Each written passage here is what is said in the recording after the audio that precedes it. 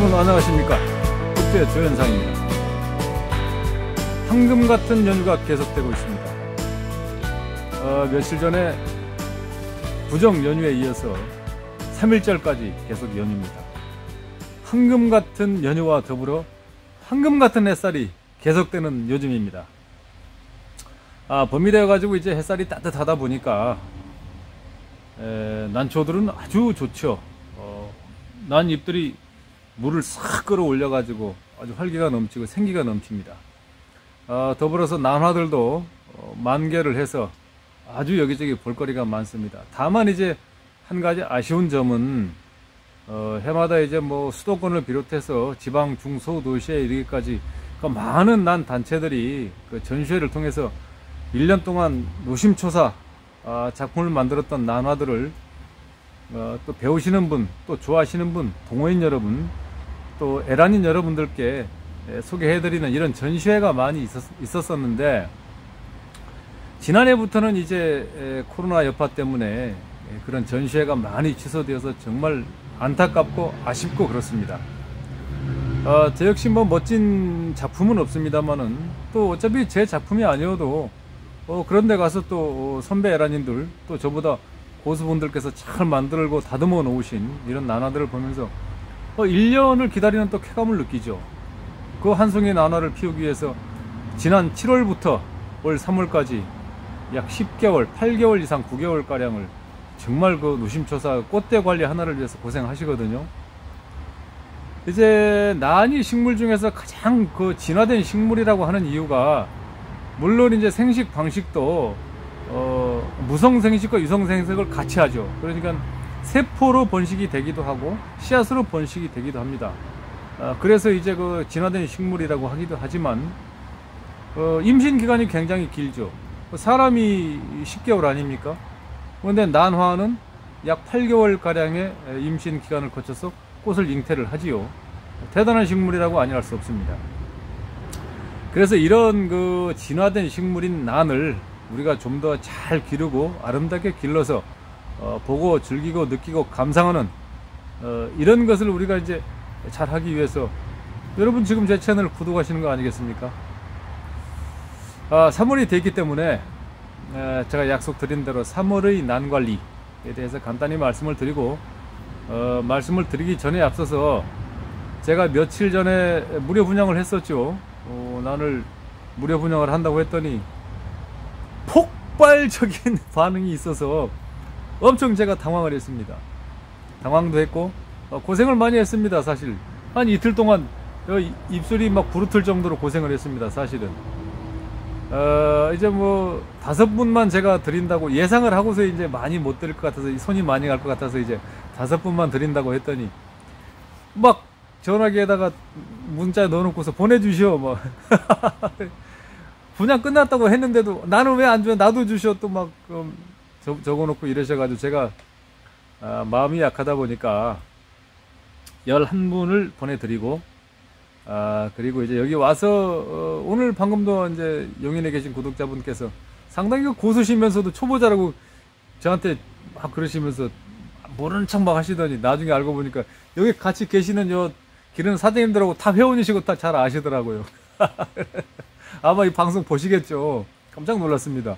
83년부터 난을 기르셨다는 분이 초보자라고 그렇게 저한테 쇼크 먹었습니다.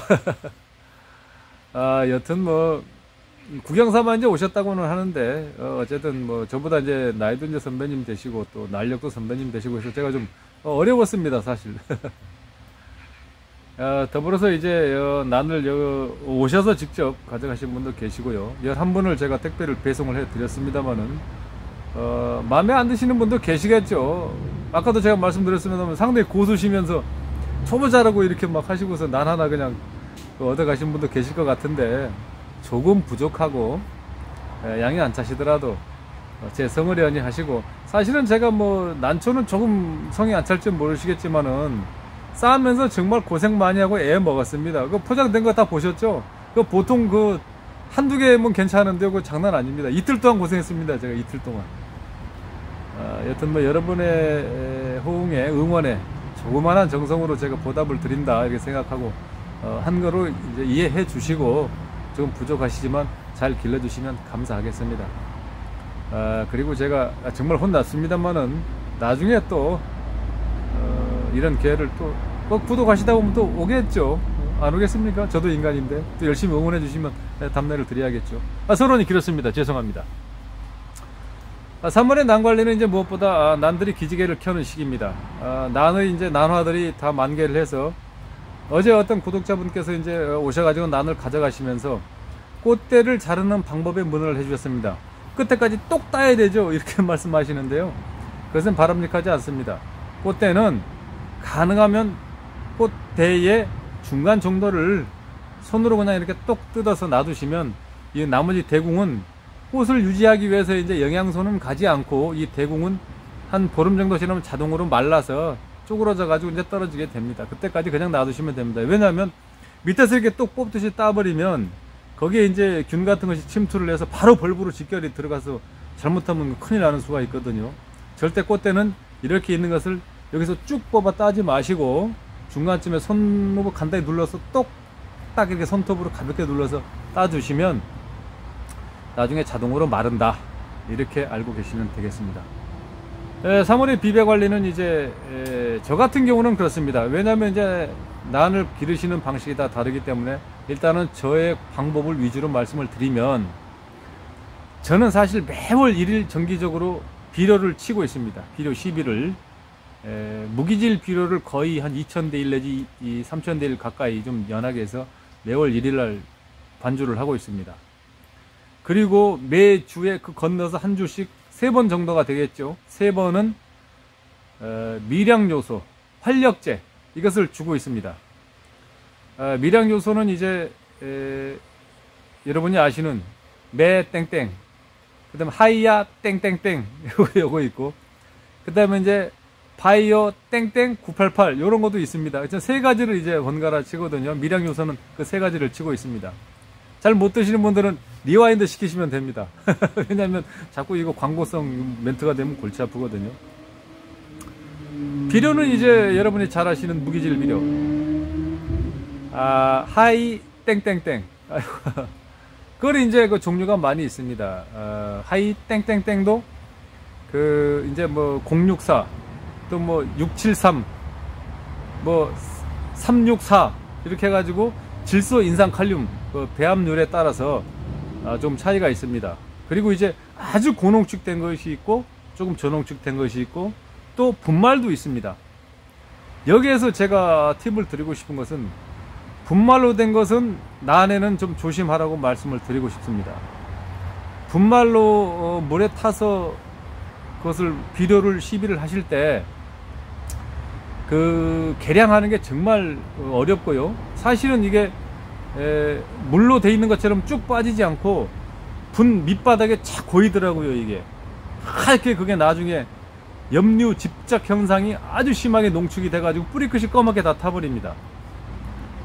저는 그런 경우가 있었습니다. 물론 뭐 아주 소량 잘 이용하시는 분들은 어쩔지 모르겠습니다만 저는 제 경험상 가루로 된 분말 하이 땡땡땡은 좀 멀리 놔두시라고 좀 강추 드립니다. 제가 좀 이렇게 권해드리고 싶습니다. 제 생각입니다. 하여튼 그래서 이제 저 같은 경우는 비료를 그렇게 시비를 하거든요.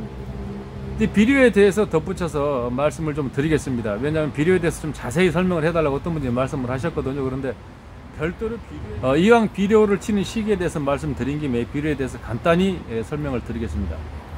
비료는 크게 3가지로 구분을 할 수 있습니다. 자, 첫째, 무기질 비료가 있습니다. 무기질 비료는 뭐냐면은 화학 비료입니다. 말 그대로 질소, 인산, 칼륨을 딱 그걸로 뽑아서 농축해 놓은, 화학적으로 그걸 완벽하게 만들어 놓은 비료가 되겠습니다. 그래서 시비를 했을 때 효과가 굉장히 빠릅니다. 바로 뿌리가 흡수를 합니다. 두 번째 비료는 유기질 비료가 있습니다. 유기질 비료는 뭐냐 하면은 자연 성분에서 추출한 자연 성분을 농축해서 만들어 놓은 것이죠. 시중에 나와 있는 게 가장 이제 유명한 것이 마스 땡땡, 동그란 거, 개분, 닭 응아를 이제 발효시켜서 뭉쳐서 여러 가지 이제 물질들하고 섞어서 뭉쳐 놓은, 발효시켜서 해 놓은 이제 마스 땡땡 요게 있고, 그 다음 슈퍼 바이오 땡땡 이런 것도 있습니다. 근데 제가 사용해본 결과 슈퍼 바이오 땡땡은 엄청나게 에너지가 강합니다. 적정 농도를 맞추기가 정말 어렵습니다. 효과는 무지하게 좋습니다. 벌브가 양파마늘처럼 돼버립니다. 그런데 조금만 과하면 과비 현상이 와가지고 벌그스름하게 과비 현상이 오더라고요. 제가 그래서 한 4, 5년 전에 혼났습니다. 왜 그러느냐 하면 무기질 비료는 바로 난이 흡수하기 때문에 염류 집적 현상이라든가 어떤 그 과비에 의한 효과가 비교적 약합니다.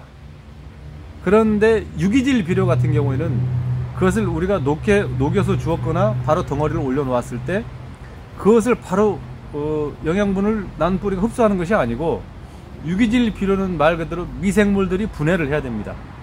미생물들이 거기에 들어가서 그 비료 성분을 먹고 소화를 시켜서 뱉어내서 자꾸 이렇게 활성화를 시켜서 발효를 시켜줘야 됩니다. 그래야 그 미생물이 먹고 소화시켜서 뱉어놓은 찌꺼기 영양소를 난이 흡수를 하는 거거든요. 좀 어렵죠. 절차가 좀 어렵습니다. 그래서 효과가 조금 느립니다. 많이 느리지는 않습니다. 조금 느립니다. 그렇지만 효과도 좋을 뿐더러 여기에 단점이 있는 게 무엇이냐면 그 미생물들이 이제 계속 분해 작용을 하면서 호흡을 할 거 아닙니까? 분 내부에서 미생물들이 계속 활성화가 돼가지고 번식을 하게 되면 그 미생물들이 내뿜는 일산화탄소 이것이 바로바로 배출이 안 되면 난 뿌리가 말 그대로 일산화탄소 중독 현상을 일으키게 됩니다. 그래서 꺼멓게 탄화 현상이 일어나죠. 꺼멓게 탄화 현상이 일어나니까 어떻게 되냐면 난 그 잎들이 벌그스름하게 누르스름하게 노대가 납니다. 그러면서 싹 무너져 죽습니다. 이것이 유기질 비료의 미생물 과밀 현상으로 인해서 과호흡 현상으로 인해서 일산화탄소 축적 현상에 의한 비료 장애가 되겠습니다. 제가 설명했지만 엄청 어렵게 설명한 것 같습니다. 그런데 원리를 따져보면 간단합니다. 그러면 무기질 비료만 주면 괜찮으냐?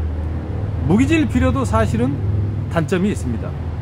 계속 무기질 비료만 주었을 때는 그 분 내부에 자체가 산성화가 돼가지고 산성화가 되면 난 뿌리가 잘 생장을 못하죠. 난 뿌리는 원래 알칼리성이 돼야 잘 자랍니다. 그런데 너무 산성화가 돼가지고 잘 자라질 못합니다. 이런 단점이 있습니다. 그래서 적당히 잘 배합을 해서 줘야 된다. 저는 그래서 유기질 비료는 6월에 한 번, 11월에 한 번 딱 2번밖에 안 줍니다. 이제 요거는 참고하시고요. 그 다음에 이제 세 번째 비료가 뭐냐? 세 번째 비료는 이제 말 그대로 유기질 비료, 무기질 비료 말고 미량 요소가 있습니다. 미량 요소. 미량 요소는 뭐냐면 이제 우리가 활력제라고 하는 이제 액체로 돼 있는 뭐 메네 땡땡, 뭐 하이야 땡땡, 뭐 이제 뭐 이런 거 말고 그 다음에 이제 고형 비료도 있습니다. 여러분이 잘 아시는 마감프 땡, 그 다음에 뭐 화미 땡, 뭐 이런 동글동글하게 알맹이로 만들어진 거 있습니다. 이런 것은 이제 분을 식재할 때 약간 그 화장터 밑바닥에 살짝 넣어주시면 됩니다. 그것을 이제 그 고형 비료도 그 유기질 이제 그 미량 요소 고형 비료들도 어떤 분들은 분 위에다 올려놓고 뭐 한 6개월 지나면 뭐 다 빠졌다고 딱 쏟아버리고 화장터 갈 때 싹 쏟아버리고 다시 또 올려놓고 하시는 분들도 계시더라고요. 뭐 어떤 분이 뭐 잘한다 잘못한다고 제가 말씀드릴 수는 없습니다. 그것도 구분의 어떤 배양 방식이거든요. 다만 이제 그렇게 해놓을 경우에 약간의 단점이라고 하면 뭐냐면 분 위에 그 비료 성분이 퍼지면서 부영양화 현상이 일어나죠. 햇빛과 습도가 결합하게 되면 거기에서 발생하는 그 부영양화 현상으로 이끼가 굉장히 잘 자랍니다. 그래서 그런 단점이 또 있다. 그래서 이제 여러 가지의 그 상황에 맞춰서 적정하게 비료를 잘 쓰시면 될 것 같고요. 제가 정말 당부드리고 싶은 것은 빨리 키우고 싶다. 빨리 뭐 벌브를 키우고 싶다. 신화를 빨리 키우고 싶다. 절대 과육은 금물이다. 난초를 기름에 있어서 과육은 정말 금물입니다. 제가 3번을 싹 죽여봤다고 말씀드리지 않았습니까? 전부 과육에서 비롯된 결과입니다. 여튼 가능하면 비료는 묽게 주시는 게 좋습니다. 그리고 조금 배고프게 주시는 게 좋습니다. 사람도 그렇지 않습니까? 반찬 맛없다? 굶기면 됩니다. 잘 먹습니다. 반찬 맛없다는 소리 안 하고 잘 먹습니다. 난초도 마찬가지입니다. 약간 비료를 조금 적게 준다, 아니면 농도를 묽게 준다, 이렇게 생각하시고 주시는 것이 장기적인 안목에서 안전하다, 이렇게 말씀을 드리고 싶습니다. 사실은 오늘이 3.1절입니다. 김인현 3월 1일 정오, 터지자 밀물 같은 대한독립 만세, 태극기 곳곳마다 3천만이 하나로, 이날은 우리의 의요 생명이요 교훈이다. 한강물 다시 흐르고 백두산 높았다. 서늘하 이 나라를 보소서. 동포의 이 나라를 길이 빛내자. 아주 어릴 때, 초등학교 때 배운 노래 가사입니다만 지금도 잘 기억이 나고 있습니다. 제가 33인의 애국지사는 아닙니다만 여튼 그래도 제가 이 나라에 살면서 병역 의무도 10년씩 충질을 하면서 철조망 밑에 기면서 김일성 때려잡겠다고 막 훈련을 했고, 지금도 그런 애국심은 제가 나름대로 있다고 자부합니다. 조금 제가 유튜브를 하면서 이런 말씀을 드리기는 뭐합니다만은, 가능하면은 우리끼리, 우리 민족끼리 좀 더 단합하고 뭉쳐서 세계에 빛나는 대한민국을 만들면 좋지 않겠습니까? 3.1절의 정신을 되새기면서 이만 마치겠습니다. 감사합니다.